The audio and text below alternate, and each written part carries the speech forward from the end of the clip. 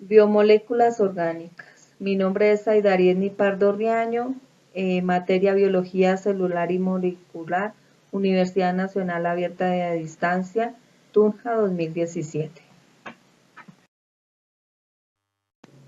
Biomoléculas orgánicas. Las moléculas que forman parte de los seres vivos son sorprendentemente similares entre sí en estructura y función. Los elementos que forman parte de los seres vivos se conocen como elementos biogenésicos y se clasifican en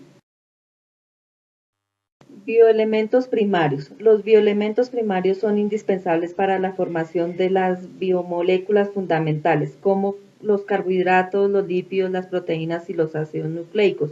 Estos elementos constituyen aproximadamente el 97% de la materia viva y son el carbono, el hidrógeno, oxígeno, nitrógeno, fósforo y azufre. Ahora sí. Los bioelementos secundarios son todos los elementos biogenésicos restantes, como el calcio, sodio, potasio, magnesio, cloro y los llamados oligoelementos, los cuales se encuentran en las concentraciones por debajo del 0.1% en los organismos, ya que en una pequeña cantidad de ellos es suficiente para que un organismo viva. Sin embargo, la ausencia de alguno de ellos puede causar la muerte. Los carbohidratos son moléculas biológicas muy abundantes, que se les conoce con el nombre de azúcares y están formados por carbono, hidrógeno y oxígeno. Los carbohidratos o azúcares se pueden encontrar en diferentes formas. Los monosacáridos están formados por una cadena de 3 a 7 átomos de carbono. De acuerdo al número de carbonos se les llama triosa, 3 carbonos, tetrosa, 4 carbonos, pentosa, 5 carbonos. La glucosa no se encuentra en la naturaleza en forma lineal, sino que atiende a formar anillos, por ejemplo. Algunos de los ejemplos de los monosacáridos son la ribosa. Es una pentosa que forma parte del ARN o ácido ribonucleico, que participa en los procesos de una elaboración de sus proteínas. Los oligosacáridos son carbohidratos que están formados por la unión de 2 o 10 unidades de azúcar. Es la que consumimos diariamente. Se obtiene de la caña de azúcar y de la remolacha. Los disacáridos están formados por 2 monosacáridos. En la sacarosa se une una molécula de la glucosa y una fructosa. Otro disacárido familiar es la lactosa. Los polisacáridos son polímeros formados por la unión de uno o muchos monosacáridos. Algunos funcionan como reserva energética tanto en plantas como en animales, mientras otros cumplen sus funciones estructurales, como por ejemplo, la celulosa contiene moléculas de glucosa enlazadas de manera distinta, es fibrosa y cumple función estructural. Los polímeros de glucosa forman fibrillas que dan forma a los tallos y a las hojas de las plantas. La celulosa se encuentra en las paredes de las células vegetales. La utilizamos en las prendas de algodón, las muebles de madera y forman parte de las hojas de papel. Esto no es digerible para los seres humanos. Los lípidos se conocen también como grasas, son insolubles en agua y solubles en solventes orgánicos, no polares como el éter, el cloroformo o el benceno. Están formados por carbono, hidrógeno y oxígeno. Funcionan como reservas energéticas de la que se obtiene más energía que de los carbohidratos.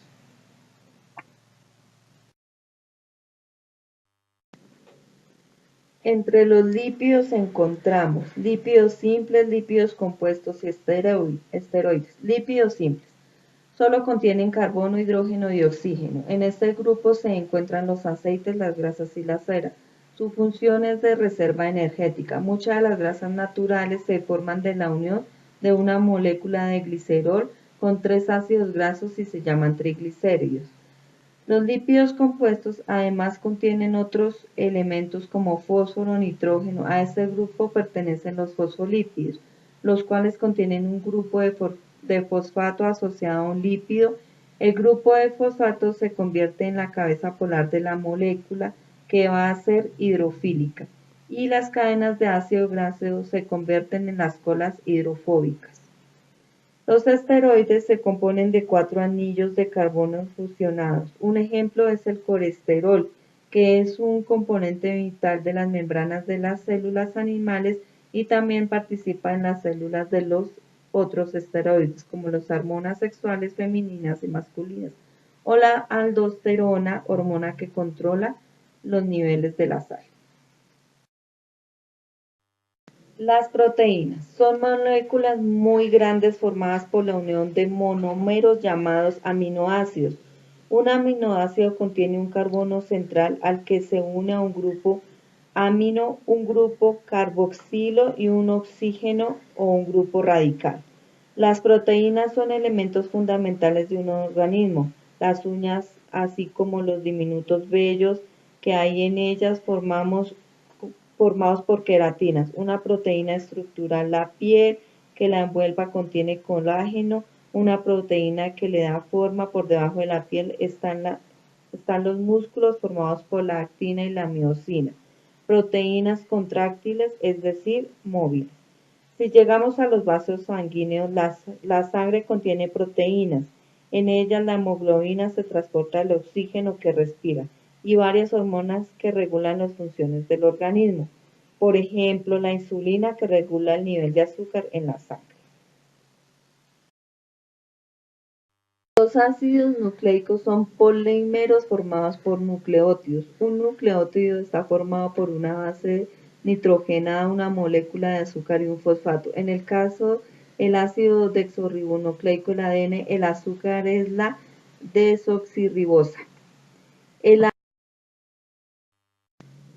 ADN es la molécula de la herencia en el que se codifica la información necesaria para el desarrollo y el funcionamiento de un organismo, siendo el responsable de su transmisión hereditaria, que constituye a los cromosomas. El ADN contiene toda la información hereditaria de un ser vivo. Cuando una célula se va a reproducir, necesita duplicar su información genética. Al proceso de copia mediante el cual se forma una nueva molécula de ADN se llama replicación. Este proceso se realiza en 3 pasos. 1. La enzima helicasa rompe los puentes de hidrógeno que une a las dos cadenas de la doble hélice del ADN. 2. Cada cadena que va a servir de un molde para que en ella se coloquen nucleótidos y se forme una nueva cadena complementaria. La enzima del ADN polimerasa empieza a colocar los nucleótidos que corresponden a la ausencia de la cadena del ADN. 3. Los nucleótidos de cada cadena forman puentes de hidrógeno y la molécula toma la forma de doble hélice. Participa la enzima del ADN, la ligasa, y se liberan 2 moléculas del ADN. Cada una conserva una cadena original y tiene una cadena nueva recién elaborada. Por eso se le llama replicación del ADN. Es semiconservativa. Para la traducción del ADN es necesaria la participación del ARN, el ribosomal, el cual forma los ribosomas. Ahí es donde se lleva a cabo la síntesis de las proteínas.